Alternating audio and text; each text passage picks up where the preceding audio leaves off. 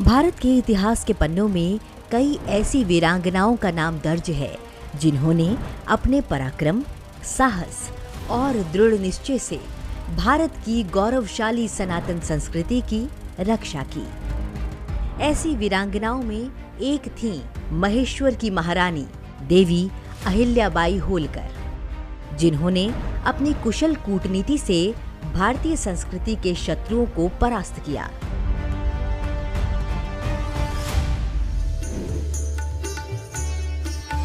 मालवा और निमाड़ के सभी प्रांतों का सकुशल प्रबंधन संभालने वाली देवी अहिल्याबाई होलकर का शासनकाल 1767 में प्रारंभ हुआ और वो 1795 में अपनी मृत्यु तक लगभग 28 वर्षों तक शासन करती रहीं। पुण्य श्लोक देवी अहिल्याबाई होलकर ने उस काल में सत्ता संभाली थी जब किसी महिला के लिए शासन चलाने की सोच रख पाना भी मुश्किल था। पति, पुत्र और ससुर की मृत्यु के बाद भी उन्होंने 28 वर्षों तक कुशलता से शासन चलाया। देवी अहिल्याबाई के कल्याणकारी शासन ने अपने राज्य को ही समृद्ध नहीं बनाया, बल्कि भारत की सांस्कृतिक विरासतों की पुनर्स्थापना भी की। पूरे हिंदू समाज के लिए उन्होंने ऐसे पुण्य कार्य किए जिससे वो पुण्य श्लोक देवी बन गई। बद्रीनाथ से रामेश्वरम तक और द्वारिका से लेकर पुरी तक विदेशी आक्रांताओं, आक्रमणकारियों द्वारा क्षतिग्रस्त किए गए मंदिरों का उन्होंने पुनर्निर्माण करवाया। इन बृहद कार्यों के लिए उन्हें पुण्य श्लोक की उपाधि भी मिली। देवी अहिल्याबाई ने देश भर में अनगिनत मंदिरों, धर्मशालाओं, तालाबों और सड़कों का निर्माण करवाया। उनके इस जन कल्याणकारी कार्यों की पूरी जानकारी किसी पुण्य कथा से कम नहीं है।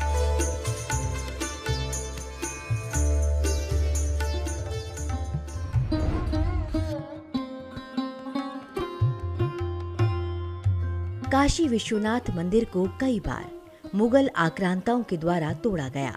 मुगल शासक औरंगजेब इस मंदिर को गिराने वाला अंतिम मुस्लिम शासक था।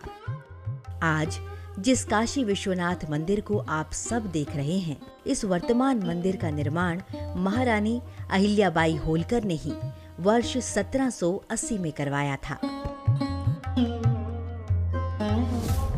अयोध्या में भगवान श्री राम के मंदिर का निर्माण करवाया। गुजरात के सोमनाथ मंदिर का पुनर्निर्माण करवाया। बद्रीनाथ और केदारनाथ धाम में धर्मशालाओं का निर्माण करवाया। देवी अहिल्याबाई ने बद्रीनाथ में तीर्थ यात्रियों और साधुओं के लिए सदाव्रत यानी हमेशा अन्न बांटने का व्रत लिया था।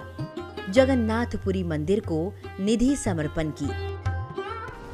गंगोत्री में विश्वनाथ, केदारनाथ, भैरव और अन्नपूर्णा 4 मंदिरों सहित धर्मशालाओं का निर्माण करवाया। देवप्रयाग में तीर्थ यात्रियों और साधुओं के लिए सदाव्रत यानी हमेशा अन्न बांटने का व्रत लिया था। गया में विष्णुपद मंदिर का निर्माण करवाया। राजस्थान के नाथद्वारा में मंदिर, धर्मशाला, कुआं व कुंड बनवाया।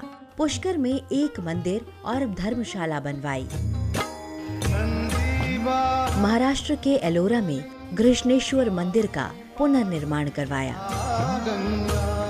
मध्य प्रदेश के उज्जैन में चिंतामणि गणपति मंदिर का निर्माण करवाया।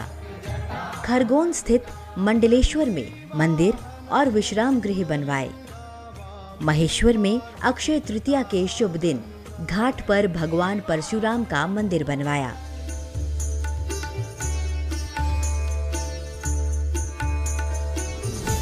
कर्नाटक के बेरूल में गणपति, पांडुरंग, जालेश्वर, खंडोबा, तीर्थराज व अग्नि के मंदिर बनवाए।